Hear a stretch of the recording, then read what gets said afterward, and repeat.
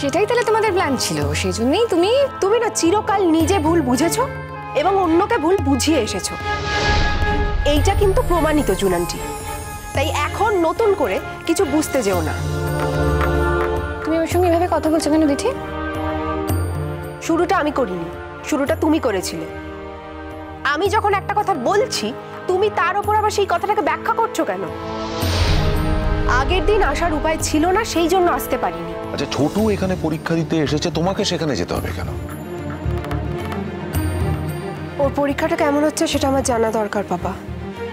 আর তাছাড়া ও এতটা জার্নি করে আসবে, পরীক্ষা দেবে, তারপর আবার এতটা জার্নি করে ফিরবে, মাঝখানে কিছু খাবার দাবারেরও তো দরকার আছে, সেটা আমাকে অ্যারেঞ্জ করতে হবে। সেটাও তোমাকে অ্যারেঞ্জ করতে হবে? ওর কাছে কি 10 টাকাও নেই যে রাস্তা থেকে ডিম পাউরুটি কিনে খেতে পারে? সেইটুকু টাকা হয়তো ওর কাছে আছে, কিন্তু রাস্তার ডিম পাউরুটি বা আমি ওকে কিনে খাওয়াবো কেন? তাহলে কি খাবে তুমি দিঠিমা? বাড়ি থেকে করে নিয়ে যাবো। এক মিনিট, মানে তুমি কি রান্নাঘরটা এখন ইউজ করবে? সেটা তো হবে না, আমার তো রান্নাঘরে দরকার আছে দিঠি। জুনান্টি এতক্ষণ যখন দরকার ছাড়া চলেছে তখন বাকি সময়টুকু দরকার ছাড়া চলে যাবে। আর তোমার যদি সত্যি খুব দরকার থাকে তাহলে তুমি এখন করে নাও, আমি একটু পরেই বানাচ্ছি খাবারটা। আমি না ঠিক বুঝতে পারছি না, মানে তুমি এই বাড়ি থেকে খাবার নিয়ে যাবে ওর জন্য? হ্যাঁ, এই বাড়ি থেকে? হ্যাঁ, আমি এই বাড়ি থেকে খাবার নিয়ে যাবো ওর জন্য, কিন্তু নিজের টাকায়। আমার একটা কথা আছে, এই বাড়ি থেকে তুমি খাবার নিয়ে যাও তাতে কোনো অসুবিধা নেই, তোমায় রান্না করতে হবে কেন? যদি রান্না করা খাবার থাকে, নিজের টাকায় রান্না করে, এসব কি কথা? হ্যাঁ, নিয়ে যাও খাবার। অনিন্দ, আমি একটা কথা বলতে বাধ্য হচ্ছি, তুমি কিন্তু বড্ড বেশি প্রশ্রয় দিচ্ছ। ওর জন্য যদি এই বাড়ি থেকে খাবার বানিয়ে নিয়ে যাওয়া হয় তাহলে ও কি ভাববে যে ওকে তুমি মেনে নিয়েছো? কি ইমপ্রেশন হবে তাহলে?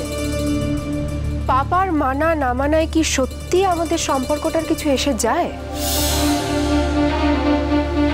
আমরা যদি ডিসাইড করি যে আমরা বিয়ে করব, আমাদের কেউ আটকাতে পারবে না। আরে বাবা, যা বলছে তোর ভালোর জন্যই তো বলছে।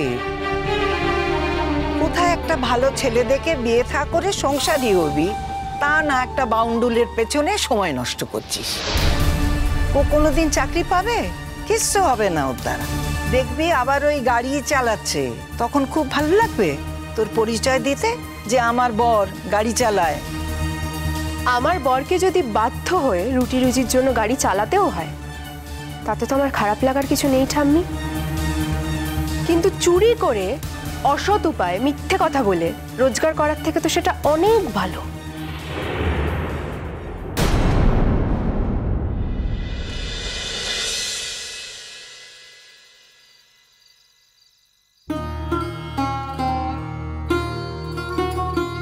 কমপ্লিট? হ্যাঁ, হয়ে গেছে। বাস তোমার ওষুধটা দেবো, দেরি হয়ে গেল না তো? আজকে তোমাকে পরিশ্রম হলো, তাই না? কেন? না, ডাক্তারের কাছে যেতে হলো, তারপর নিজে থেকে একটা রুটিন তৈরি করতে হলো, তারপর সেই রুটিন অনুযায়ী নিজেকে পরিশ্রম করতে হলো। মানে ডাক্তার যেটা বললেন সেটাও করতে হলো, ডাক্তার যেটা বললেন না সেটাও করতে হলো। কি বলতে চাইছো বলো তো তুমি? কিছু না, আমি এটাই বলছি যে তোমার পরিশ্রমটা একটু বেশি হলো। তুমি কি ঠাট্টা করছো আমার সাথে? ঠাট্টা? আমি তোমাকে প্রশ্নই ওঠে না। তুমি জানো আমার কত টেনশন হচ্ছে? হ্যাঁ, সেটা বুঝতে পারছি, আমারও কি কম হচ্ছে? কালকে টেস্ট করাতে যাব, টেস্টে কি আসবে না আসবে সেটা ভেবে সত্যি সত্যি আমার একটু টেনশন হচ্ছে।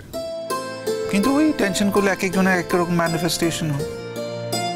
আমার যেরকম টেনশন হলে আমি পায়চারি করি বা গুম মেরে যাই, তোমার টেনশন হলে তুমি একদম ছোটাছুটি শুরু করে দাও। কি?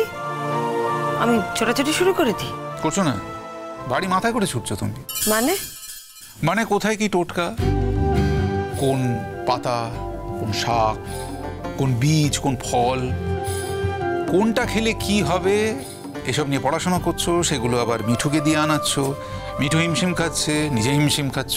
কিচ্ছু হিমশিম খাচ্ছি না, আমি না একটা আয়ুর্বেদিক বই দেখে অনেক কিছু শিখেছি গো। দেখো, এতে তো তোমার কোনো ক্ষতি হবে না, মানে ওর তো কোনো সাইড এফেক্ট নেই।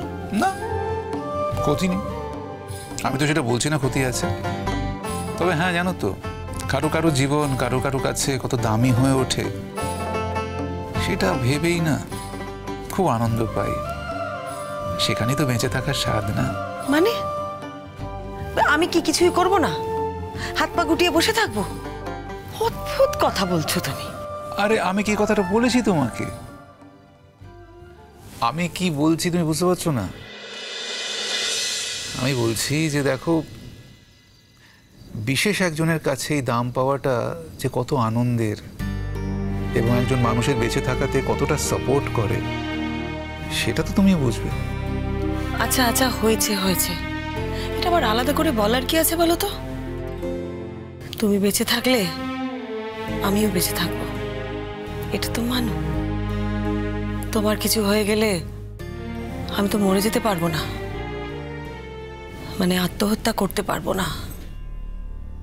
আত্মহত্যা মহাপাপ, ছোটবেলা থেকে জেনেছি। রোহিত, আমার জীবনে তো অনেক ঝড়ঝাপটা এসেছে, সহ্য করেছি, দাঁতে দাঁত চেপে সহ্য করেছি, কিন্তু আত্মহত্যা করতে পারিনি। তোমার যদি কিছু হয়ে যায়, আমি এই জীবনটাকে শেষ করে তো দিতে পারবো না, বেঁচে থাকবো, কিন্তু সেই বেঁচে থাকাটাকে বেঁচে থাকা বলে না, ওই মরে বেঁচে থাকা, ওরমই হবে।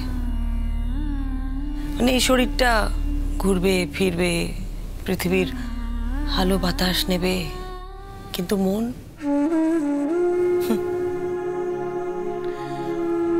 মনটার তো কিছু নেওয়ার মতন ক্ষমতাই আর থাকবে না। তাই যা করছি নিজের স্বার্থে করছি, কারণ তুমি বেঁচে থাকলে আমি বেঁচে থাকবো। যা করছি নিজের জন্য করছি, নিজের স্বার্থে। কেন যেরকম হলো আমি নিজেকে নিজে প্রশ্ন করি, এরকম তো হবার কথা ছিল না। ডিসিপ্লিন লাইফ লিড করতাম, মেপে খেতাম, নেশা করতাম না, তারপরেও আমি একদম মানতে পারলাম না, জানো তো, যে তুমি ঠিক মতন খাওয়া দাওয়া করতে, বিশ্রাম নিতে, মোটেই না, কিচ্ছু করতে না, খেতেও না ঠিক মতন, বিশ্রামও নিতে না, চরকির মতন সারা পৃথিবী ঘুরে বেড়াতে। তুমি যে গুছিয়ে খাবে, তোমার সামনে সুন্দর করে খাবার সাজিয়ে দেওয়ার মতন কেউ ছিল? কার দোষ? কার দোষ মানে? তোমার দোষ। আমার দোষ? হ্যাঁ। যে আমার জীবনে এলো না সাজিয়ে গুছিয়ে দেওয়ার জন্য, তার দোষ নয়, আমার দোষ হয়ে গেল। বলো না রোহিত, এমন করে বলো না, আমার নিজেকে বড় অপরাধী মনে হয়।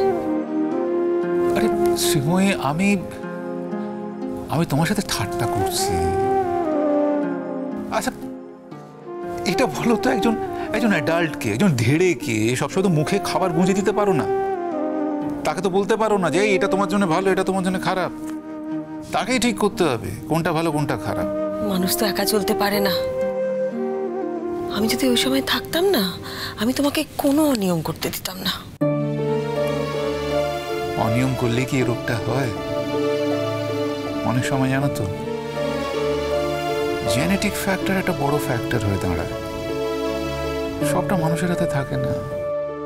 সবটা কি, প্রায় কোনো কিছু মানুষের হাতে থাকে না। আসল সুতোটা ওনার হাতে। উনি টানলে যাব, উনি ছাড়লে বেরোবো, নিয়ন্ত্রণটা উনিই করছেন। তাই বলছো? তো সে কি দেখতে পায় না? সে কি অন্ধ? সে কি এটা বুঝতে পারে না যে একটা মানুষ এতদিন পরে নোঙর ফেলেছে, তাকে এরকম ভাবে সরিয়ে দেওয়া যায় না? ওই একটা লড়াইয়ের মধ্যে থাকতে হবে এখন থেকে। এটা অসম লড়াই। কে জিতবে কে হারবে কে জানে।